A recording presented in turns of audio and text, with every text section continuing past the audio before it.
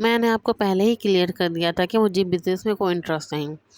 یہ سب کچھ آپ اپنے اس نالائق بیٹے کے لیے سنبھال کے رکھیں۔ عائزہ نے کھا جانے والی نظروں سے صوفے پہ بیٹھے ہوئے زرون پر ایک نظر ڈالی، جو کہ اس کی بیکری کے پیٹیز کھانے میں حد سے زیادہ مصروف تھا۔ عائزہ کا بس نہیں چل رہا تھا کہ اس کا گلا دبا دے، جس کی وجہ سے وہ پھر سے اسی پوائنٹ پر آ کھڑی ہو گئی تھی۔ ڈگری ختم ہونے کے فوراً بعد ہی اس نے بابا کو یہ وضاحت کی تھی کہ وہ اپنی بیکری اوپن کرے گی اور اس کو چلائے گی۔ زرون نے بھی اس کی ہاں میں ہاں ملاتے ہوئے کہا تھا کہ میں اپنی ڈگری کے فوراً بعد ہی بابا کا بزنس میں ہاتھ بٹاؤں گا، لیکن ابھی اس کا لندن جا کر ایم فل مکمل کرنے کا ارادہ تھا، اور سمجھ صاحب میں اتنی ہمت نہیں تھی کہ وہ سب کچھ اکیلے سنبھالتے ہیں۔ پچھلے کچھ دنوں ایک مینیجر کے دھوکے کی وجہ سے انہیں بہت زیادہ لاس بھی ہو گیا تھا، جس کا غصہ وہ اپنے دونوں سپوتوں پر اتار رہے تھے۔ ابھی بھی وہ اپنے غصے سے دانت پستے ہوئے بولے، مجھے بتاؤ کہ بیکری کھولے ہوئے تمہیں کتنا ٹائم ہو گیا؟ یہ سن کر عائدہ نے بے ساختہ خوف سے تھوک نکلا تھا، کیونکہ اب پھر سے وہی ٹاپک شروع ہونے والا تھا۔ بابا مجھے ٹھیک طرح سے یاد نہیں، اور ابھی مجھے کچھ حساب کتاب بھی کرنا ہے۔ وہ وہاں سے اٹھ کے جانے ہی لگی تھی کہ سمجھ صاحب نے اس کا بازو پکڑ کر دوبارہ سے اسے زبردستی اپنے پاس بٹھایا اور اس کی آنکھوں میں جھانکتے ہوئے دو ٹوک لہجے میں بولے، بیٹا جی تمہیں بیکری کھولے ہوئے تقریباً 1 سال گزر گیا ہے، اور اس 1 سال میں تم اتنے پیسے بھی نہیں کما سکے جس سے تم اس بیکری کا کرایہ ادا کر سکو، وہ بھی تمہیں اپنی پاکٹ منی سے پورا کرنا پڑتا ہے۔ یہ سن کر اس نے بے ساختہ بالوں کو کانوں کے پیچھے اڑسا تھا۔ یہ بات تو سچ تھی اور کافی حد تک دل دکھانے والی بھی تھی۔ جہاں تک مجھے لگتا ہے اب تمہیں یہ سب کچھ چھوڑ کر میرے ساتھ بزنس میں ہاتھ بٹھانا چاہیے، یا پھر ایسا کرو شادی کر لو تاکہ میں اپنے داماد کے ساتھ مل کر اپنے کاروبار کو مزید بڑھا سکوں۔ بابا جان پلیز مجھے مزید 6 مہینوں کا وقت دے دیں، میں آپ سے وعدہ کرتی ہوں کہ اس ٹائم میں بیکری کو آسمان کی بلندیوں پر لے جاؤں گی۔ بابا جان اس کے بعد آپ سے مزید کوئی بحث نہیں کروں گی، آپ جیسا کہیں گے میں ویسا ہی کروں گی۔ وہ اپنی آنکھوں میں موٹے موٹے آنسو سجاتے ہوئے بولی۔ ہر بار کی طرح اس بار بھی سمجھ صاحب کو اپنی بیٹی پر پیار آ گیا تھا، اور ان کا غصہ اسے زرون کی طرف منتقل ہو گیا تھا۔ تم کہیں بھی نہیں جا رہے ہو، کل صبح سے تم میرے ساتھ آفس چلو گے۔ پیسٹری زرون کے گلے میں جا کر پھنس گئی، اسے ایک دم ہی کھانسی شروع ہو گئی، مگر بابا جان اس نے کچھ کہنا چاہا، مگر سمجھ صاحب اپنی بات مکمل کر کے وہاں سے جا چکے تھے۔ وہ خونخوار نظروں سے اپنی بہن کو گھور رہا تھا، جو کاندھے اچکاتے ہوئے دل فریب انداز میں بولی، بھیا جی میں نے آپ کو پہلے ہی کہا تھا نا، ٹکٹ پر پیسے برباد نہ کرے، کوئی فائدہ نہیں ہوگا۔ وہ اس کی گال کھینچتی اچھلتی اپنے کمرے میں چلی گئی تھی۔ ہر کسی کو میں ہی کیوں نظر آتا ہوں؟ ضرور نے چھوٹے بچوں کی طرح صوفے پہ زور زور سے لاتیں ماری تو غلطی سے اس کی لات ٹیبل پہ رکھے ہوئے شو پیس سے جا ٹکرا گئی۔ اگلے ہی پل کمرے میں شو پیس کے ٹوٹنے کی آواز گونجی۔ شائستہ بیگم جو کہ اس وقت کچن میں موجود تھی، کھانے کی تیاریاں کر رہی تھی اور باہر سے آنے والی آواز سن کر انجوائے کر رہی تھی۔ اس آواز پہ ان کا دم گھٹنے لگا تھا۔ جب انہوں نے اپنے فیوریٹ شو پیس کو زمین بوس دیکھا تو اگلے ہی پل ان کی فلائنگ چپل نے دور تک زرون کا پیچھا کیا تھا، اور پھر آخر اس کی پیٹھ پہ نشانہ چھوڑ کر زمین بوس ہو گئی۔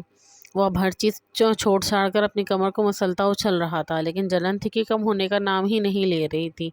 اسی تھوڑے سے وقت میں ہی دوسری چپل اس کے آثار پر آ کر لگی تھی، جو وہ بھاگتا ہوا باہر جا رہا تھا۔ سر دروازے کے ساتھ ٹکرانے کے بعد غصے سے زمین پر ہی بیٹھ گیا۔ آپ مجھے مار لیں جتنا مارنا ہے۔ شائستہ بیگم نے دوبارہ سے اپنی چپل اٹھانی چاہی تو اس کا جوش ایک دم سے ختم ہو گیا۔ اب اس نے بیرونی دروازے کے قریب جا کر ہی دم لیا۔ عائزہ میرے بارے میں بالکل ٹھیک کہتی، میں واقعی میں ان لوگوں کی سگی اولاد نہیں ہوں۔ ایک بار پھر سے اس کا دل بھر آیا تھا۔ لندن میں جا کر عیاشی کرنے کا خواب پل بھر میں ہی چکناچور ہو گیا، اور اس میں بھی اتنا جگرا نہیں تھا جو باپ کے فیصلے سے اختلاف کرتا، کیونکہ اس صورت میں اسے اپنی جائیداد سے ہاتھ دھونا پڑ سکتا تھا۔ بہتر اسی میں تھی کہ وہ خاموشی سے ان کی بات مان لیتا۔ اگلی صبح موسم بہت خوشگوار تھا، آسمان پر کالے بادل چھائے ہوئے تھے اور تھوڑی ہی دیر میں تیز بارش ہونے کا امکان تھا۔ سمجھ صاحب نے عائزہ کو چھٹی کرنے کے لیے کہا، لیکن وہ تیزی سے بولی، بابا جان میں کسٹمر کو ناراض نہیں کرنا چاہتی۔ یہ سن کر انہوں نے آنکھیں ترچھی کر کے اسے گھورا اور کاٹدار لہجے میں بولے، کن کسٹمرز کی بات کر رہی ہو تم؟ تمہاری دکان پر تو کوئی اس وقت بھی نہیں آتا جب موسم ٹھیک ہے، بارش میں کیا خاک آئے گا؟ ایک بار پھر سے وہ اس کی دکھتی رگ کو دبا چکے تھے۔ عائزہ نے ان سے نظر بچا کر فوراً سے باہر کی طرف بھاگی۔ اسے ڈر تھا کہ کہیں ایسا نہ ہو کہ دوبارہ سے بحث شروع ہو جائے۔ عائزہ اور زرون دو ہی بہن بھائی تھے اور شہر کے سب سے بڑے بزنس ٹائکون کے بچے تھے۔ عائزہ گھر میں بڑی تھی اور اس وجہ سے وہ اپنے آپ کو کچھ زیادہ ہی توپ چیز سمجھتی تھی۔ کچھ وہ سمد صاحب کی بھی لاڈلی تھی، اس لیے اسے ہر بات میں ہی اہمیت دی جاتی تھی، سوائے شادی کے معاملے میں، کیونکہ بچپن میں ہی اس کی منگنی اس کے چچا زاد کے ساتھ ہو گئی تھی، جو ابھی تک MBBS کے آخری سال میں تھا۔ اور مزے کی بات یہ تھی کہ اس آخری سال میں اسے تقریباً 2 سال ہو چکے تھے، لیکن ہر بار ہی کھلا پیسہ رشوت لگا کر وہ دوبارہ سے اپنی پڑھائی کنٹینیو کر لیتا تھا۔ عائزہ کی اس سے بالکل بھی نہیں بنتی تھی۔ جب بھی وہ اسے دیکھتی تھی اس کا دماغ غصے سے کھولنے لگتا تھا، لیکن سمد صاحب چونکہ ہمیشہ حق کی بات کرتے تھے، اس سب معاملے میں بھی عائزہ کے خلاف تھے اور اکثر ہی تنگ کرتے ہوئے کہتے کہ تم اور تمہارے منگتر میں 19-20 کا ہی تو فرق ہے، تمہیں بیکری کھولے ہوئے 2 سال گزر گئے، اسے MBAS کے آخری ایئر ہے، مجھے یقین ہے کہ تم دونوں ایک ساتھ ہی کامیاب ہوگے۔ یہ سن کر وہ غصے سے بل کھا کر رہ جاتی، اور اوپر سے خاندان والے ایک نمبر کی ڈھیٹ، اتنے عجیب و غریب ہوتے ہیں، وہ شہر کے کونے خودرو سے چیزیں منگوا لیتے ہیں، لیکن اپنے علاقوں میں موجود عائزہ کی بیکری کی طرف نگاہ اٹھا کر بھی دیکھنا پسند نہیں کرتے۔ جبکہ عائزہ بیکری میں داخل ہوئی تو وہاں پر کام کرنے والی ہے لائبہ اور بلال تیزی سے بھاگے اس کے پاس آئے۔ السلام علیکم میڈم، کیسی ہیں آپ؟ بلال نے حشاش بشاش لہجے میں سوال کیا۔ فی الحال تو میرا موڈ بہت خراب ہے، اس لیے مجھ سے کوئی بات نہ کرو۔ عائزہ نے ہاتھ اٹھا کر اسے خاموش رہنے کا اشارہ کیا۔ میڈم، میرے پاس آپ کا موڈ اچھا کرنے کا بہت ہی زبردست خبر ہے، ہمیں ایک بہت بڑا آرڈر ریسیو ہوا ہے۔ دراصل ان کی شادی کے لیے پیسٹریز کا آرڈر ریسیو ہوا تھا، اور وہ اچھی طرح سے جانتی تھی کہ یہ کام زرون کا تھا، کیونکہ اسے جب سے بھی بڑے آرڈرز آتے تھے تو وہ زرون کے دوستوں کی طرف سے ہی آتے تھے۔ دل ہی دل میں اس نے اپنے بھائی کو دعائیں دی، کیونکہ اب آسانی سے اگلے مہینے کے کرائے کے ساتھ ساتھ وہ اپنے ورکرز کی تنخواہیں بھی دے سکتی تھی۔ تھوڑی دیر بعد وہ کاؤنٹر میں جا کر کھڑی ہو گئی، اس نے لائبہ کو دوسرے کاموں میں لگا دیا اور خود وہاں پر پیسٹری سے انصاف کرنے لگی تھی۔ اچانک ہی بیکری کا دروازہ کھلا اور ایک زوردار آواز کے ساتھ خوش شکل سوٹڈ بوٹی آدمی تنفن کرتا ہوا اندر داخل ہوا۔ اس کے پیچھے 2 گارڈز بھی موجود تھے۔ عائزہ نے کوئی خاص رسپانس نہیں دیا تھا، بلکہ اسی پوزیشن میں ہی کھڑی تھی، یوں جیسے کچھ ہوا ہی نہ ہو، حالانکہ اس کے دونوں گارڈز کے پاس گنز بھی موجود تھی۔ سر، آپ کو کیا لینا پسند کریں گے؟ اس نے ایک ادا سے پیسٹری سائڈ پر رکھی اور بہت ہی پروفیشنل انداز میں حمزہ سے سوال کیا۔ وہ جو سمجھ رہا تھا کہ لڑکی سے دیکھ کے تھر تھر کانپے گی، اس کے یوں آنکھوں میں آنکھیں ڈال کر بات کرنے پہ حیران رہ گیا۔ میں یہاں پر کچھ کھانے بھی لینے نہیں آیا، بلکہ تمہیں وقت دینے کے لیے آیا ہوں کہ اگلے 2 دنوں کے اندر اندر یہ بیکری خالی کرو۔ اب کی بار عائزہ کے ماتھے پر ایک بل پڑا تھا، لیکن دل ہی دل میں اس نے اپنے آپ کو سمجھایا کہ عائزہ بیگم، غصہ مت کرو ورنہ تم جلد ہی بڈھی ہو جاؤ گی۔ وہ آنکھیں بند کر کے اپنے آپ کو پرسکون کر رہی تھی، جبکہ حمزہ اسے حیرانگی سے دیکھے جا رہا تھا۔ او میڈم، میں تم سے بات کر رہا ہوں، اس کی آنکھوں سے سامنے چٹکی بجاتے ہوئے بولا۔ تب وہ دوبارہ سے آنکھیں کھول کر اسے اطمینان بھری نظروں سے دیکھنے لگی۔ ہاں، میں سن رہی ہوں، اور میرا جواب یہ ہے کہ اگر تم چاہتے ہو کہ میں پولیس کو نہ بلاؤں تو 2 منٹ کے اندر اندر یہاں سے نکل جاؤ۔ میں نے اس جگہ پہ اگلے 2 سالوں کا کانٹریکٹ کیا ہوا ہے، تو اگر تمہیں لگتا ہے کہ تمہاری ان سوکھی دھمکیوں سے ڈر کر میں یہاں سے چلی جاؤں گی تو یہ تمہاری سب سے بڑی غلطی ہے۔ اور وہ انگلی اٹھا کر اسے دھمکی دیتے ہوئے بولی۔ حمزہ کے تو تن بدن میں آگ لگ گئی تھی۔ تم جانتی بھی ہو کس سے بات کر رہی ہو؟ وہ ہلکا سا اس کے چہرے کی طرف جھکتے ہوئے بولا۔ عائزہ نے بے ساختہ اس کے سینے پہ ہاتھ رکھا اور اسے ہلکا سا پیچھے دھکیلتے ہوئے بولی، پلیز فرسٹ آف آل کہ جو بھی ارشاد فرمانا ہے تھوڑا فاصلے پر رہ کے ارشاد فرماؤ۔ دوسری بات کیا ہے، مجھے تمہارے بارے میں جاننے کا کوئی شوق نہیں ہے، ابھی میرے پاس کرنے کے لیے بہت سارے کام ہیں، تو اگر تم میری بیکری سے کوئی پیسٹری یا کیک وغیرہ لینا چاہتے ہو تو پھر لو، میں تمہاری مدد کرنے کے لیے تیار ہوں۔ یہاں پر بیٹھنے کے لیے بھی جگہ ہے۔ اس نے کرسیوں کی طرف اشارہ کیا اور اگلے ہی پل حمزہ نے وہاں پہ کرسی پہ زور سے لات ماری۔ ایک زوردار چیخ عائزہ کے لبوں سے نکلی اور وہ فوراً سے کاؤنٹر سے نکل کے اس کے سامنے فوراً سے آ گئی۔ حمزہ نے نوٹ کیا تھا کہ وہ بمشکل اس کے کاندھے تک آتی تھی۔ وہ چھوٹی سی لڑکی جس کا ناک غصے کی وجہ سے لال تھا اور آنکھیں پھیلی ہوئی تھی۔ تمہاری ہمت بھی کیسے ہوئی میرے فرنیچر کو خراب کرنے کی؟ دیکھو مسٹر، میں تمہیں آخری وارننگ دے رہی ہوں۔ اس نے دوبارہ سے انگلی اٹھائی تھی۔ اس بار حمزہ نے اس کی انگلی کو پکڑا اور نیچے گراتے ہوئے بولا، ورنہ تم کیا کرو گی؟ رونا شروع کر دو گی؟ اس کی آنکھوں میں آنسو ٹھہرے ہوئے دیکھ کے عجیب سے انداز میں ہنسا تھا۔ عائزہ طنزیہ انداز میں مسکرا دی۔ ویسے اگر تمہیں لگتا ہے کہ تم بہت بڑی کوئی توپ چیز ہو تو مجھ جیسی لڑکی کی آنکھوں میں آنسو لانے میں کامیاب ہو جاؤ گے تو یہ تمہاری سب سے بڑی غلط فہمی۔ میں رونا نہیں بلکہ رلانا جانتی ہوں۔ تمہارے لیے یہی بہتر ہوگا کہ یہاں سے 9-2-11 ہو جاؤ۔ حمزہ کے پیچھے موجود گارڈز کے لیے اپنی ہنسی دبانا مشکل ہو گیا تھا، کیونکہ پہلی بار ان کا سامنا اس طرح کی پٹاخہ لڑکی سے ہوا تھا۔ دوسری طرف حمزہ بھی صدمے میں ہی تھا کہ میں شہر کا سب سے بڑا گینگسٹر ہوں، یہ سن کر پہلے آئے تو آئزہ نے اپنی مسکراہٹ دبانے کی کوشش کی، پھر اپنا سر پیچھے کی طرف گرا کر کھلکھلا کے ہنسنے لگی۔ وہ اتنا ہنسی تھی کہ اس کی آنکھوں سے پانی نکلنے لگا۔ وہ لڑکی اس پل میں حمزہ کے دل کے ساتھ ساتھ اس کی آنکھوں میں بھی سما گئی تھی۔ آج سے پہلے اس نے کبھی بھی اس قدر خوبصورت منظر نہیں دیکھا تھا۔ اس سے پہلے کہ وہ اس کی حسن میں مکمل طور پر کھو جاتا، وہاں پہ آئزہ کی پاٹدار آواز گونجی، دیکھو میری بات سنو، یہ گینگسٹر وینگسٹر نہ کچھ بھی نہیں ہوتا، یہ صرف اور صرف فلموں اور ڈراموں میں ہوتا ہے۔ میں جانتی ہوں تم بھی کوئی معمولی سے گنڈے ہوگے، اور جس نے بھی تمہیں یہ کام کرنے کے لیے کہا ہے نا، میں تمہیں اس سے ڈبل پیسے دینے کے لیے تیار ہوں۔ یہ کہہ کر آئزہ نے ڈونٹ اس کی طرف بڑھایا اور کھانے کا اشارہ کیا۔ یعنی تمہیں لگتا ہے میں کوئی گینگسٹر نہیں ہوں؟ وہ اپنے بازو لپیٹ کر اب کافی حد تک پرسکون ہو گیا تھا، کیونکہ اب وہ اس لڑکی کو واقعی میں سبق سکھانا چاہتا تھا۔ ظاہر سی بات ہے، اگر گینگسٹر ہوتے تو صرف دو لوگوں کے ساتھ تو نہ آتے ہیں، میں نے تو سنا ہے ان کے پاس بڑی بڑی گاڑیاں ہوتی ہیں اور وہ بہت ہی امیر ہوتے ہیں، جبکہ تم تو ایک چھوٹی سی جگہ کے لیے اتنا زیادہ رو رہے ہو۔ اس کی نقل اتارتے ہوئے بولی تھی۔ حمزہ نے اپنا سر جھکا لیا اور پیچھے کھڑے آدمیوں کو وہاں سے جانے کا اشارہ کیا۔ اور اگر تمہیں میں ثابت کر دوں کہ میں گینگسٹر ہوں، لوگوں کو اڑا دیتا ہوں، تو تم کیا کرو گی؟ دیکھو مسٹر، پہلی بات یہ ہے کہ تم کوئی قالین نہیں ہو جو لوگوں کو اڑا دیتے ہو۔ دوسری بات یہ کہ میرا ٹائم ضائع مت کرو، کیونکہ ڈرتی تم کسی کی باپ سے بھی نہیں ہو، اور اپنا یہ سانڈ جیسا وجود اٹھا کر یہاں سے نکلو۔ آئزہ نے غصے سے بیرونی دروازے کی طرف اشارہ کیا۔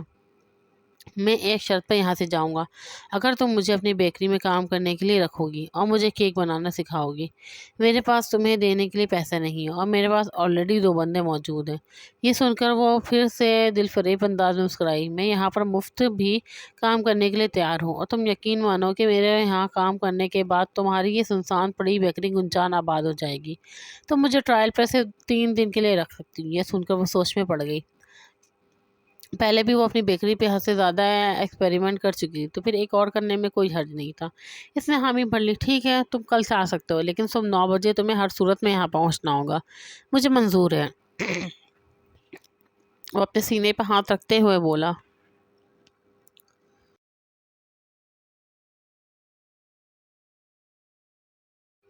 جیسے ہی وہ بیکری سے باہر نکلا، آئزہ نے وہاں پہ موجود لائبہ کو اشارہ کرتے ہوئے بولا، ویسے بندہ تو بہت زیادہ ہاٹ ہے، اگر یہ گنڈوں والا کام چھوڑ کر فلموں میں جا کے آڈیشن دے تو پروڈیوسرز ہاتھوں ہاتھ لے سکتے ہیں۔ اس کے بہانے ہماری بیکری میں لڑکیاں تو آیا کریں گی۔ لائبہ نے اپنی بات کی سوچ پر دل ہی دل مستغفر اللہ ہی کیا تھا، ورنہ اونچی اونچی آواز میں پڑھنے کی جرات نہیں کر سکتی تھی۔ تھوڑی ہی دیر کے بعد آئزہ نے نیوز پیپر اٹھایا تو وہاں پر پھر سے ایک خبر نشر تھی، جسے پڑھ کر آئزہ کا دماغ یکدم ہی گھوم گیا تھا۔ پاشا نام کے گینگسٹر نے سب لوگوں کے ناک میں دم کر رکھا تھا۔ ملک میں جتنی بھی غیر قانون سرگرمیاں ہوتی تھی، اس میں پاشا کا ہی نام آتا تھا۔ ابھی اس نے جھنجھلاتے ہوئے لائبہ سے پوچھا، یہ پاشا کون ہے؟ تو وہ تیزی سے بولی، میڈم صاحبہ، میں نے بھی اس کا بہت نام سنا ہے، اس کے بارے میں سرچ کرنے کی بھی کوشش کی، لیکن کہیں پہ بھی مجھے اس کی کوئی تصویر نہیں ملی۔ لیکن اس کے بارے میں یہ فیمس ہے کہ وہ بہت ہی شاطر بندہ ہے اور کسی کے ہاتھ نہیں آتا۔ ایک بار پولیس نے اسے پکڑ لیا تھا، مگر تب بھی اس کے ساتھیوں نے اسے چھڑوایا۔ بس اللہ کرے جو ہمیں اس کے جیسے لوگوں سے بچائے۔ لائبہ کو اس بارے میں کچھ خاص ہی نالج تھا، جو اس نے سارا کا سارا جھاڑ دیا۔ مجھے اس طرح کے لوگوں سے گھن محسوس ہوتی ہے، پتہ نہیں خود کو سمجھتے کیا ہیں، اوقات ان کی 2 ٹکے کے نہیں ہیں اور زمین پہ خدا بن کے پھرتے ہیں۔ آئزہ نے غصے سے اخبار سائڈ پہ پھینکا۔ اگلے 2 دنوں میں وہاں بیکری پر رش لگ گیا تھا، اسے تو اپنی آنکھوں پر یقین نہیں آ رہا تھا۔ آج انہوں نے پیٹیز کم بنائی تھی اور اب ان سب لوگوں کے ہاتھ پھولے ہوئے تھے۔ وہاں پر آنے والوں میں سے ایک بڑی تعداد کپلز کی بھی تھی۔ اس نے جب ایک شخص سے پوچھا تو مسکراتے ہوئے بولا، ہم نے سوشل میڈیا پر آپ کی پوسٹ دیکھی تھی۔ حمزہ جو کہ آئزہ کے برابر میں ہی کھڑا تھا، وہ کاندھے اچکاتے ہوئے بولا، اصل میں میرا بھائی سوشل میڈیا میں بہت زیادہ ایکٹیو ہے، تو میں نے اس کے ذریعے پوسٹ کروائی تھی۔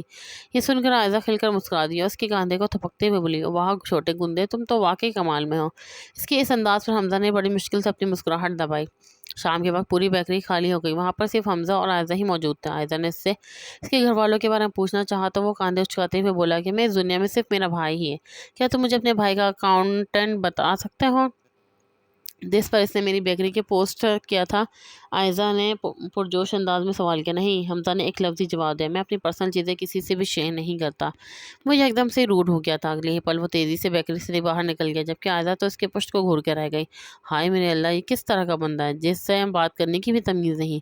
اگر یہ میرا فائدہ مند نہ ہوتا تو کب سے اسے یہاں سے نکال چکی ہوتی۔ اگلے دن جب حمزہ دوبارہ سے وہاں پر آیا تو آئزہ کا منہ بنا ہوا تھا۔ وہ جانتا تھا کہ اس لڑکی کو کس بات پر غصہ ہے، مگر وہ یوں ظاہر کر رہا تھا جیسا کچھ ہوا ہی نہ ہو۔ آج میں ٹی وی پہ آنے والا ہوں تھوڑی ہی دیر میں، اس نے لائبہ اور بلال کو مخاطب کرتے ہوئے کہا۔ تو وہ دونوں بہت زیادہ ایکسائٹیڈ ہوئے۔ عائزہ بھی بہت پرجوش ہو گئی۔ کس معاملے میں؟ وہ پرجوش ہوتے ہوئے بولا۔ ابھی تھوڑی ہی دیر میں تمہیں سب کچھ پتہ چل جائے گا۔ بیکری میں رش نہیں تھا، اکا دکا لوگ آ رہے تھے۔ پورے 11 بجے ہیڈ لائنز چلی۔ لائبہ، بلال اور عائزہ کا چہرہ لٹہ کے مانند سفید ہو گیا۔ ان کو لگ رہا تھا زمین ان کے قدموں کے نیچے سے کھسک گئی ہے۔ جس گینگسٹر کی باتیں کئی دنوں سے خبروں میں چل رہی تھی وہ کوئی اور نہیں بلکہ حمزہ تھا۔ ان دونوں نے ڈرتے ڈرتے پیچھے پلٹ کر دیکھا تو وہ اطمینان سے کرسی کے ساتھ ٹیک لگا کر بیٹھا ہوا تھا۔ ٹی وی پر اس کا انٹرویو چل رہا تھا۔ پولیس نے دوبارہ سے اسے پکڑنے کی کوشش کی تھی، لیکن اس بار پھر سے وہ بے گناہ کہلایا گیا تھا۔ وہ سب لوگوں سے مخاطب ہو کر بول رہا تھا کہ مجھے سمجھ نہیں آتی، یہ لوگ مجھے میری جان کے دشمن بنے ہوئے ہیں۔ کسی کو اس وقت تک میرے گریبان میں ہاتھ ڈالنے کا حق نہیں بنتا جب تک میرے اوپر لگائے ہوئے الزامات کو ثابت نہ کر دیں۔ جہاں تک میری سرگرمیوں کا سوال ہے تو میرے ریکارڈ صاف ہیں۔ ظاہر ہوتا ہے کہ میں نے کبھی کسی کا نقصان نہیں کیا۔ عائزہ کی تو سٹی ہی گم ہو گئی تھی۔ لائبہ اگلے ہی پل لڑکھڑا کر زمین پہ گر گئی۔ حمزہ نے آگے بڑھ کر اسے اٹھانا چاہا تو عائزہ نے چیختے ہوئے بولی، پیچھے رہو۔ وہ بے بسی اور صدمے کے مارے حمزہ کو گھورے جا رہی تھی۔ تم نے ہم سے اتنا بڑا جھوٹ بولا؟ یہ سن کر اس نے کاندھے اچکائے۔ میں نے کوئی جھوٹ نہیں بولا، میں نے تمہیں پہلے ہی دن کلیئر کر دیا تھا کہ میں گینگسٹر ہوں، تم ہی یقین نہیں کر رہی تھی۔ وہ ہلکے پھلکے لہجے میں بولا تو عائزہ نے مضبوطی سے اپنے لب بھینچ لیے۔ یعنی تم وہی گینگسٹر ہو جو معصوم لڑکیوں کی زندگیاں تباہ کرتے ہو، ان کو دوسرے ملک اسمگل کر کے ان کی زندگیوں کے ساتھ کھلواڑ کرتے ہو۔ حمزہ کے ماتھے پہ لاتعداد بل پڑ گئے۔ یہ وہ ساری باتیں تھیں جو میڈیا ریچ حاصل کرنے کے لیے اس کے خلاف پھیلائی جا رہی تھی، حالانکہ حقیقت میں ایسا کچھ بھی نہیں تھا۔ وہ تو معصوم لڑکیوں کی مدد کرتا تھا اور ایسے لوگوں کے خلاف کام کرتا تھا جو ملک کے لیے نقصان دہ ہوں۔ دیکھو عائزہ، اپنی زبان سنبھال کر بات کرو۔ اگر میں تمہیں پسند کرنے لگا ہوں تو اس کا مطلب ہرگز نہیں کہ تم میرے سر پہ چڑھ جاؤ گی۔ عائزہ اس کی بات سنی تو عجیب انداز میں ہنسنے لگی۔ مسٹر، اپنی اوقات یاد رکھو، میں تم جیسے انسان پر تھوکنا بھی پسند نہیں کرتی ہوں۔ غلطی میری ہے، میں نے تم پر اعتبار کیا، لیکن اب مجھے پتہ چل گیا ہے تم ایک نمبر کے گھٹیا انسان ہو جس سے میں کسی بھی صورت حال پر برداشت نہیں کر سکتی، اور اس وقت میری نظروں کے سامنے سے دفع ہو جاؤ، ورنہ میں تمہیں جان سے مار دوں گی۔ اس کے باقی کے الفاظ منہ میں ہی رہ گئے تھے۔ حمزہ نے اس کا بازو پکڑ کر ایک جھٹکے سے اسے اپنے قریب کیا اور زور سے اس کے سینے کے ساتھ جا لگی تھی۔ حمزہ اس کے کانوں میں جھکا اور سرسراتے ہوئے لہجے میں بولا، تو وہ الفاظ ادا کرو جن کا بوجھ میں اٹھا سکوں، کیونکہ بڑے بڑے الفاظ تمہارے منہ کے بل گرنے پر مجبور کر دیں گے۔ عائزہ بنت پانی کی مچھلی کی بنی اس کی گرفت میں بری طرح پھڑپھڑا رہی تھی۔ اس کی آنکھوں سے مسلسل آنسو بہہ رہے تھے۔ چھوڑو مجھے، دور ہو جاؤ۔ میڈم، یہ خیال تو تم اپنے ذہن سے نکال دو کہ اب کبھی میں تمہاری زندگی سے دور جاؤں گا۔ اب میری منزل تم سے شروع ہو کر تم پر ہی ختم ہوگی۔ وہ اس کے گالوں کو پیار سے کھینچتے ہوئے بولا۔ بلال بیچارہ خود خوف سے تھر تھر کانپ رہا تھا۔ کبھی وہ لائبہ کو ہوش میں لانے کی کوشش کرتا اور کبھی سائٹ پہ ہونے والی فلمی سین کو دیکھتا۔ اسے ابھی تک یقین نہیں آ رہا تھا ان لوگوں نے ایک بہت خطرناک گینگسٹر کے ساتھ کام کیا۔ عائزہ نے زور سے حمزہ کے پاؤں پر اپنا پاؤں مارا تاکہ اسے خود سے دور کر سکے، لیکن حمزہ دوری قائم کرنے کے بجائے اس کے مزید نزدیک ہو گیا۔ اب عائزہ اس کی سانسوں کی تپش اپنے گردن پہ محسوس کر سکتی تھی۔ تم نے خود اپنے لیے مشکلات پیدا کی ہے چھوٹی لڑکی، تمہیں پہلے ہی دن مجھے کام پر نہیں رکھنا چاہیے تھا، اور اب تم مر کر بھی مجھ سے دور نہیں ہو سکتی۔ میں تمہیں جان سے مار دوں گی، میں تمہیں سے جان سے مار دوں گا مسٹر حمزہ، وہ گراتے ہوئے بولی، اور یہ کرنے کے لیے تمہیں پہلے اپنے بھائی کے بارے میں سوچنا ہوگا۔ میں نے سنا ہے تم اس سے بے تحاشا پیار کرتی ہو، تمہیں اپنے بابا سے بھی بہت محبت ہے۔ ذرا سوچو، اگر انہیں کچھ ہو گیا تو تم کیا کرو گی؟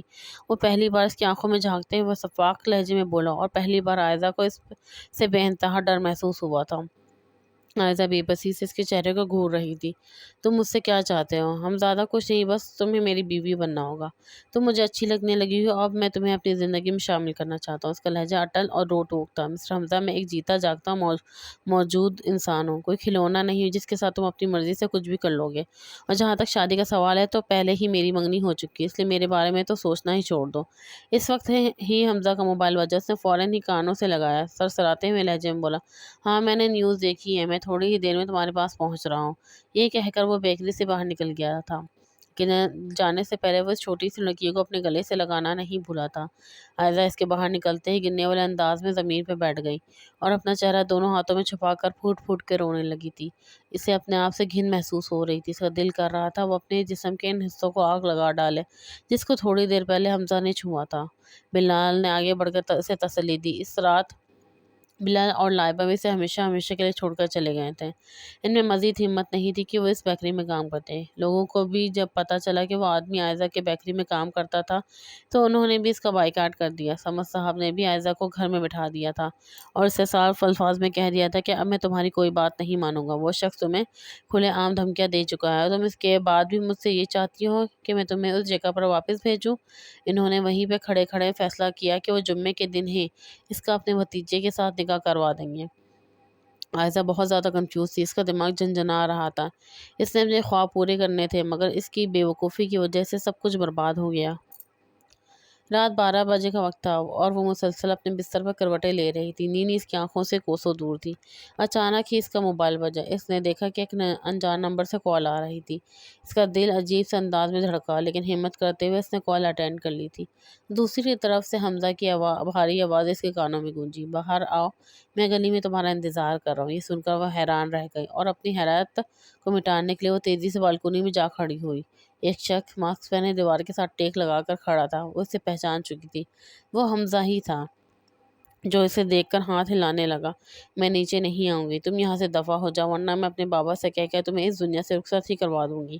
اس نے غصے سے کاٹ دی اور اپنے بیڈ پہ جا کر لیٹ گئی۔ آنسو ایک بار پھر سے اس کی آنکھوں سے بہنے لگے۔ تقریباً 5 منٹ ہی گزرے تھے جب اسے اپنے کمرے میں قدموں کی چانپ محسوس ہوئی۔ اس نے تیزی سے چادر ہٹائی تو سامنے کا منظر دیکھ کر اس کی سانسیں اٹکنے لگی کیونکہ وہاں پر حمزہ کھڑا تھا۔ اس سے پہلے کہ وہ چیخیں مارتی حمزہ نے آگے بڑھ کے اس کے لبوں پر اپنا ہاتھ جمایا اور اس کی چیخ کا گلا گھونٹ دیا۔ وہ اس وقت اس کے بہت نزدیک تھا۔ اس کی نظریں بار بار بھٹک کر عائزہ کے گردن پہ جا کر رک رہی تھی جہاں پر موجود تل اسے بری طرح مدہوش کر رہا تھا۔ غیر محسوس انداز میں اس نے تل پر اپنی انگلیاں رکھی۔ عائزہ کے وجود کو جھٹکا لگا اور اس کی گرفتیں پھڑپڑا کر رہ گئی۔ مجھ سے دور ہو جاؤ، وہ چلاتے ہوئے بولی۔ اپنی آواز نیچی رکھو پیاری لڑکی، مجھے اونچی آواز میں بات کرنے والی عورتیں پسند نہیں۔ اس کے کانوں پر اپنے لب رکھتے ہوئے سرسراتے ہوئے لہجے میں بولا۔ تم مجھ سے کیا چاہتے ہو؟ عائزہ روحانسی ہو گئی تھی۔ میں بس تمہیں اپنا بنانا چاہتا ہوں اور تم سے نکاح کرنا چاہتا ہوں۔ یہ بھول ہے تمہاری، میں کبھی بھی تم سے شادی نہیں کروں گی۔ میں تم سے پوچھ نہیں رہا پیاری لڑکی بلکہ تمہیں اپنا بتا رہا ہوں۔ کل ہی میں اپنے دوستوں کو اور مولوی کو لے کر یہاں پر آؤں گا اور تمہیں ہمیشہ کے لیے اپنا بنا لوں گا۔ عائزہ کو یہ لگا اس کے قدموں تلے سے جیسے زمین ہی نکل گئی ہو۔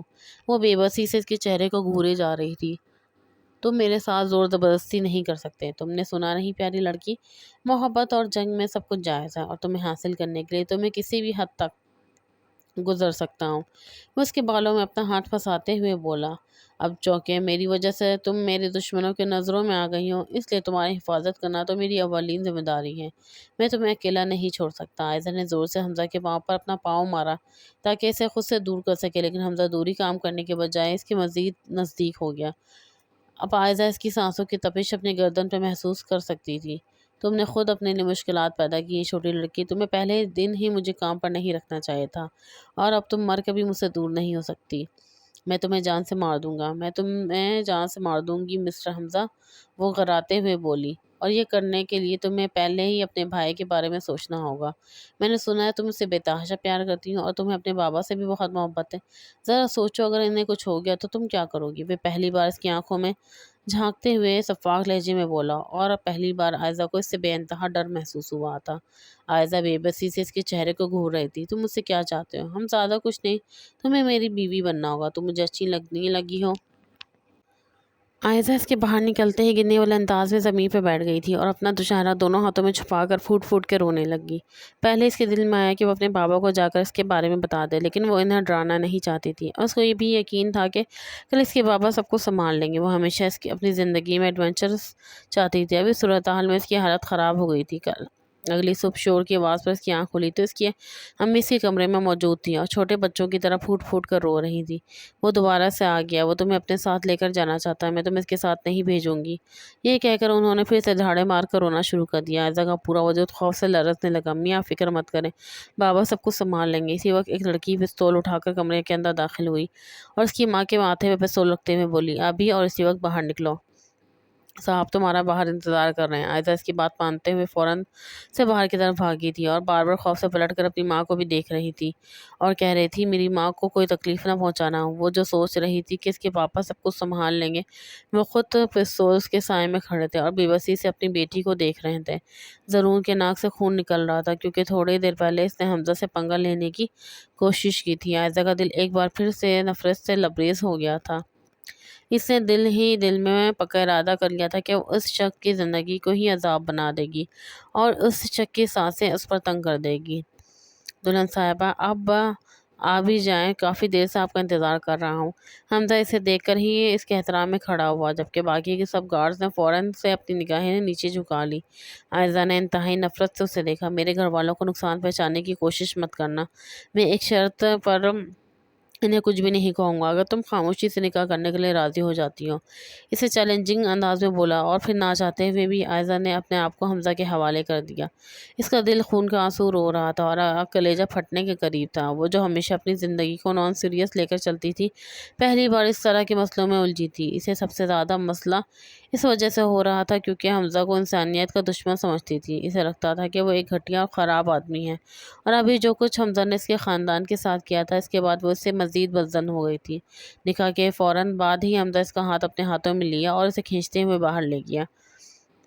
اس کے جانے کے بعد سمد صاحب اپنا سر دونوں ہاتھوں میں گرا کے بیٹھ گئے۔ انہیں سمجھ نہیں آ رہی تھی کہ وہ کیا کریں۔ انہوں نے پولیس سے بھی بات کرنے کی کوشش کی، لیکن وہ بھی اس سلسلے میں ان کی مدد کرنے سے انکار کر چکے تھے۔ دوسری طرف حمزہ نے ہر طرح سے کوشش کی تھی کہ اس بات کو راز رکھا جائے۔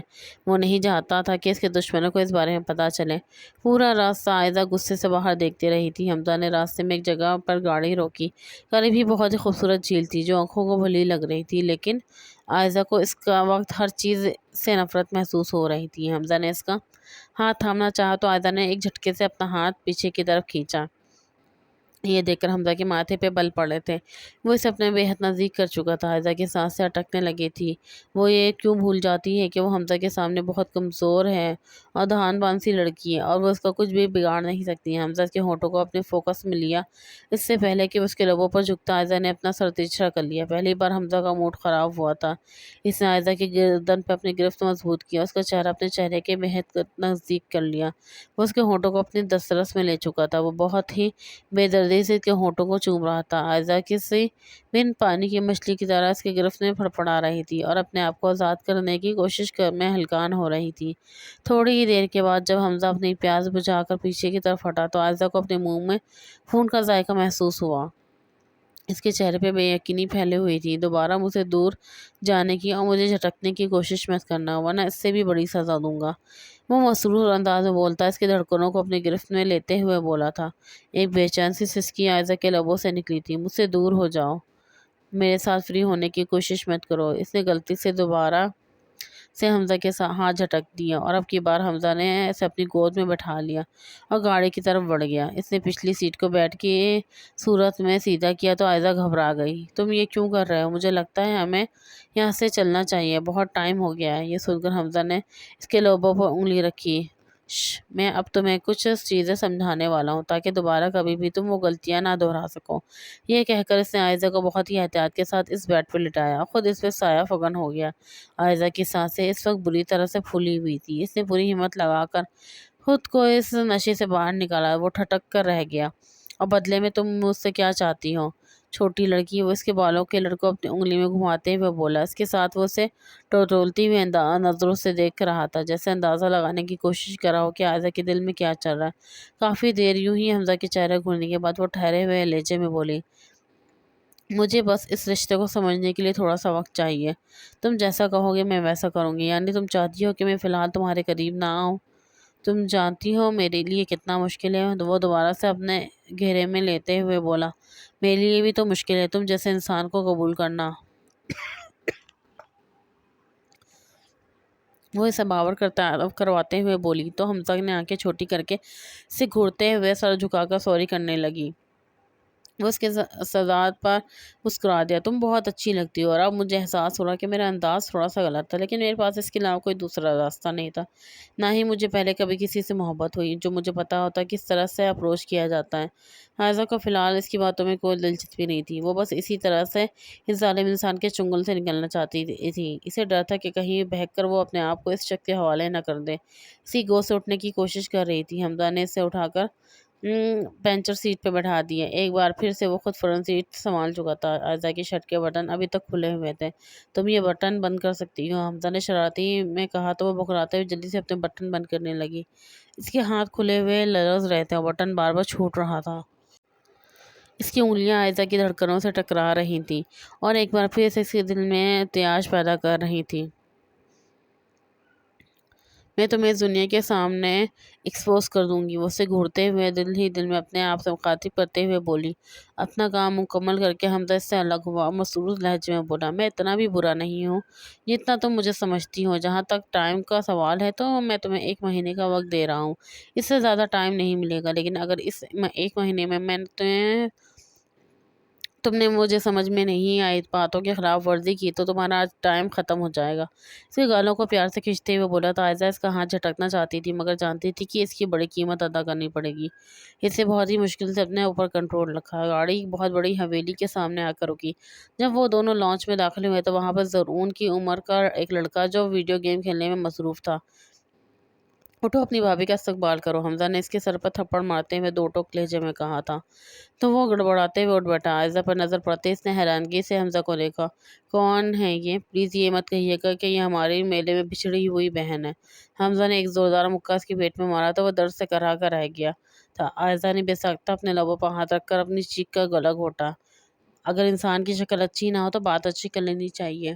یہ ہماری نہیں بلکہ صرف تمہاری بہن ہے، یہ میری بیوی ہے۔ وہ ایک ایک لفظ کو چباتے ہوئے بولا۔ او آئی ایم ریئلی سوری، مجھے معاف کر دیں بھابھی۔ وہ اپنی اوقات میں واپس آ گیا تھا۔ ویسے کیا میں بھابھی سے انٹرویو لے سکتا ہوں اگر آپ کا کوئی مسئلہ نہ ہو؟ حمزہ نے اسے جواب بھی نہیں دیا اور ادھر دانیال نے سوال کر دیا۔ ویسے پہلی بات تو یہ ہے کہ آپ کو میرے بھائی پسند کیسے آ گئے؟ ان کو تو ان کی اپنی بلیاں پسند نہیں کرتی۔ حمزہ نے اسے مارنے کے لیے پھر سے اس کی طرف بڑھا، لیکن وہ فوراً سے عائزہ کے پیچھے جا کر چھپ گیا۔ وہ اس وقت ان دونوں بھائیوں میں بری طرح پھنسی ہوئی تھی۔ بس کر دو یہ سب، وہ ایک دم ہی حلق کے بل چیخی تو دونوں ہی اسٹل کھڑے ہو گئے۔ میں بہت زیادہ تکی ہوئی ہوں، آرام کرنا چاہتی ہوں، مجھے بتاؤ میرا کمرہ کہاں پر ہے؟ وہ خرت لہجے میں بولی۔ حمزہ نے ڈرنے کی ایکٹنگ کی اور ایک دروازے کی طرف اشارہ کیا اور اگلے ہی پل وہ تنفن کرتی ہوئی اندر داخل ہو گئی۔ دروازہ زور آواز سے بند ہوا تھا۔ دانیال بے ساختہ حمزہ کو دیکھا تھا۔ مجھے پکا یقین ہو گیا بھائی، آپ کی فیلڈنگ سیٹ ہونے والی ہے۔ ویسے ہی ایک بات اب مجھے بتا دیں، یہ لڑکی آپ کو ملی کہاں پر ہے؟ بس نہ پوچھو اور یہ دعا کرو کہ یہ لڑکی یہاں پہ ٹک کے رہے، ورنہ میں اپسیٹ ہو جاؤں گا۔ اس نے دانیال کو سمجھا دیا تھا کہ وہ عائزہ فیلڈنگ کی طرح سے خیال رکھے کیونکہ اگلے کچھ دنوں میں اسے امپورٹنٹ کام کے سلسلے میں جانا تھا۔ عائزہ اس کے کمرے میں موجود تھی اور اس کی ساری چیزوں کا جائزہ لے رہی تھی۔ اس نے ساری فائلز بھی کھنگال کر رکھ لی تھی مگر اسے کچھ بھی نہیں ملا تھا۔ وہ ساری زمینوں کی ہی فائلز تھی جس سے ظاہر ہو رہا تھا کہ وہ آدمی اچھا خاصا امیر ہے۔ اچانک ہی اسے اپنے پیچھے سے آواز سنائی دی۔ اس سب کا کوئی فائدہ نہیں کیونکہ میں نے کوئی غلط کام نہیں کیا اور یہ میں تمہیں پہلے بھی کلیئر کر چکا ہوں۔ وہ خوف سے پلٹی تو حمزہ کمرے کے دروازے کے ساتھ ہی ٹیک لگا کر کھڑا تھا۔ عائزہ کو اندازہ ہی نہ ہو سکا کہ وہ کب اندر آیا۔ اس نے بے ساختہ حمزہ سے نظریں چرائیں۔ وہ میں نیل کٹر تلاش کر رہی تھی، اصل میں میری نیلز بہت زیادہ بڑھ گئے ہیں، اس نے بہانہ بنایا تھا مگر حمزہ جانتا تھا کہ وہ کیا چاہ رہی ہے۔ اگر تم تھوڑا سا وقت مجھ پر یقین کرو، میرے ساتھ دو گی تو میں وعدہ کرتا ہوں کہ تمہاری ساری غلط فہمیاں دور کر دوں گا۔ یہ سن کر عائزہ نے اسے انتہائی نفرت سے دیکھا تھا۔ وہ کیوں اس پر یقین کرتی اور کیوں اس کا ساتھ دیتی جب حمزہ نے اس کے ساتھ اتنی زیادتی کی تھی، اسے زبردستی اس کے گھر والوں سے الگ کر دیا اور اس سے اس کی پسند کی زندگی بھی چھین لی۔ یہ ساری باتیں وہ حمزہ کے منہ پر نہیں بول سکتی تھی، اس لیے وہ دھیمے سے انداز میں مسکرا دی۔ رات کو جب وہ سونے کے لیے لیٹا تو وہ دبے پاؤں کمرے سے باہر نکلی تھی۔ اس سے پہلے کہ وہ پچھلی دیوار پھلانگ لگاتی، دانیال نے اس کی ٹانگ پکڑ کے اسے فوراً سے نیچے کی طرف کھینچا۔ اس سے پہلے کہ وہ چیخ چیخ کر حمزہ کو بلاتی، عائزہ نے اس کے لبوں پر हाथ रख दिया। मसनूई गुस्सा दिखाते हुए बोली, पागल तो नहीं हो गए? मेरे शौहर की आंख खुल जाएगी। तुम क्यों इनकी नींद बर्बाद करना चाहते हो?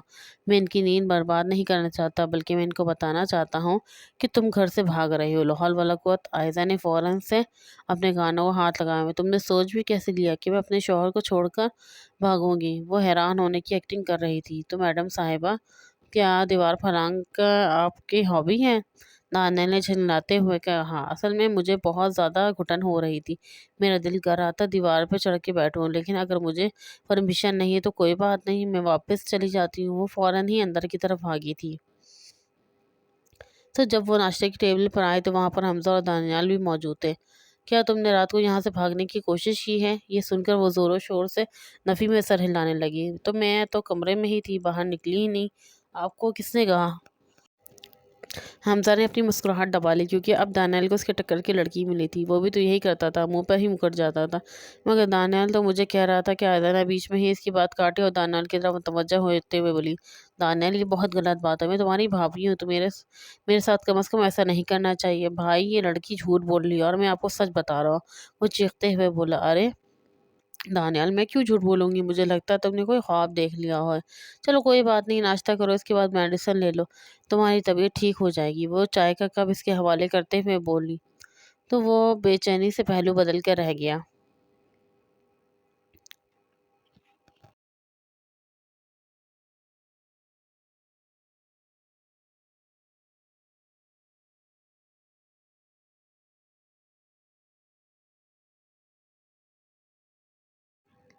साहब जी, वो लड़का आया है और कह रहा है कि छोटी बीबी को यहाँ से लेकर जाएगा। अभी इन लोगों किस बारे में बात कर रहे थे कि अचानक ही गार्ड्स आकर हमजा को खबर दी। वो भी हैरान हो गया। ऐसा भी शश व पंज में मुब्तला हो गई। वो हमजा के साथ ही बाहर निकली, लेकिन मेन गेट पे इसका चच्चा जात खड़ा था, जो कि इसका एक्स मंगेतर था। वो बार बार चश्मे को दुरुस्त कर रहा था। खानदान वालों की बातों से तंग आकर उसने पक्का इरादा कर लिया था कि वो अपनी मंगेतर को लेकर आएगा। लेकिन अब यहाँ आकर इसकी वाकई कान पे टांग रही थी। क्या मसला है? हमदर्द इसके सामने जा खड़ा हुआ और भारी लहजे में बोला। पहले तो ज़रा गड़बड़ा गया, फिर अपना जश्न संभालते हुए बोला, मैं यहाँ अपनी मंगेतर को लेने आया हूँ। अपनी ज़बान संभाल कर बात करो। वो पहले तुम्हारी मंगेतर थी, लेकिन अब वो मेरी बीवी है। दोबारा अगर उसका नाम अपनी ज़बान से निकाला तो ज़बान खींच डालूंगा। वो इस कदर ऊंची आवाज़ में दहाड़ा के ज़ेरक अपनी जगह पर उछल पड़ा। इससे गलती हो गई थी, इसे तैयारी करके आना चाहिए था। यहाँ पर तो सब गार्ड्स के पास पिस्तौल और गन्स मौजूद थी। पीछे दानियाल और आयजा खड़े थे। दानियाल बार बार लुकमा दे रहा था और आयजा के कंधे तो थपकते हुए कह रहा था, वैसे तुम्हारा अपनी मंगेतर को छोड़ने का फैसला एक बेहतरीन फैसला था। इस जैसे इंसान के साथ शादी करके ख्वाह तुम्हारी ज़िंदगी बर्बाद होती। कम अज़ कम इस मामले में मैं अपने भाई के साथ साइड लूँगा। तुम तो चुप ही कर जाओ अपने भाई के चमचे। आयजा ने गुस्से से हाथ झटका। एक बार फिर से सामने का मंजर देखने लगी। मैं हर हाल में अपनी कज़न को यहाँ से लेके जाऊंगा। इसने दोबारा से अपनी ऊंची आवाज़ करने की कोशिश की, लेकिन हमजा के सामने फिर से आवाज़ दब गई। इस दौरान हमजा ने अपनी पिस्तौल निकाली। खूंखार लहजे में बोला, अगर मैं तुम्हारी मंगेतर को तुम्हारे हवाले ना करूँ तो तुम क्या करोगे? तो फिर मैं वैसे ही चला जाऊँगा, मुझे कोई मसला नहीं। ये कहकर उसने फ़ौरन ही अपना रुख फेर लिया। दिल में आयतुल कुर्सी का वेद करता हुआ अगले ही कुछ लम्हों में इनकी नज़रों से ओझल हो गया, जबकि आयज़ा एक बार फिर से बेचैनी से पहलू बदल कर रह गई। क्या घरवालों को मुझे लेने के लिए एक यही नमूना मिला था? उफ़! अब मैं क्या करूँ? दानियाल, जो कि इसकी सारी बातें सुन रहा था, इसके ज़ख्मों पर नमक छिड़कते हुए बोला, अब तुम्हें मेरे साथ रहने की आदत डालनी होगी, क्योंकि मैं भी तुम्हारी तरह एक मजबूर बनता हूँ। मुझे भी इस हवेली से बाहर निकलने की इजाज़त नहीं, जब तक मेरे भाई का दुश्मन कंप्लीट नहीं हो जाता, तब तक वो मुझे दुनिया के सामने भी लेकर नहीं जा सकता। अब हम दोनों की एक ही किश्ती के मुसाफिर हैं। ये सुनकर आयज़ा का दिमाग तेज़ी से हरकत में आया। तुम कौन से मिशन की बात कर रहे हो? दानियाल को शिद्दत से अपनी गलती का एहसास हुआ। अरे वही गैंगस्टर वाला मिशन। तुम ये सारी चीज़ें छोड़ो और मुझे बताओ कि तुम्हें बैडमिंटन खेलना आता है? मुझे लगता है अब हमें वही खेलना शुरू कर देना चाहिए, क्योंकि तुम्हारे भाई के साथ गेम्स खेलने के लिए मेरे पास दिमाग ख़त्म हो गया है। इसके बाद वो दोनों बैडमिंटन खेलने लगे। थोड़े ही देर में वो दानियाल के साथ बहुत ज़्यादा घुल-मिल गई थी। दानियाल ने ही इसे बताया था कि इनका ख़ानदान बहुत बड़ा था। इसके बाबा एक बहुत बड़े जागीरदार थे, लेकिन फिर किसी ने इसके माँ-बाप का कत्ल कर दिया और इससे वो सारी ज़मीनें भी छीन ली। इसका बड़ा भाई इसे लेकर सिंध से पंजाब आ गया और यहाँ पर उन्होंने ये सारी ज़मीनें सँभाली थी। ये सुनकर राजा के लबों पर तंज़िया मुस्कुराहट सी फैल गई। हम यकीनन हराम की ही ज़मीनें होंगी। तो वो जवाब में पुरअसरार अंदाज़ में मुस्कुराया। हलाल की ज़मीनें ही हैं ये भी, मेरे बाबा की थी, लेकिन इनके कागज़ात इन लोगों के पास नहीं थे। बाबा ने पहले ही कागज़ात भाई के हवाले कर दिए थे। तो हमें जितना गरीब और गया गुज़रा समझ रही हो ना, हमारे हालात इतने भी बुरे नहीं हैं। वो अपना सीना चौड़ा करते हुए फ़ख्र से बोला था। حائضہ بس اس کو گھور کے رہ گئی تھی۔ رات وہ سونے کی کوشش کر رہی تھی مگر نیند اس کی آنکھوں سے گزر رہی تھی۔ حمزہ بھی کمرے میں موجود نہیں تھا۔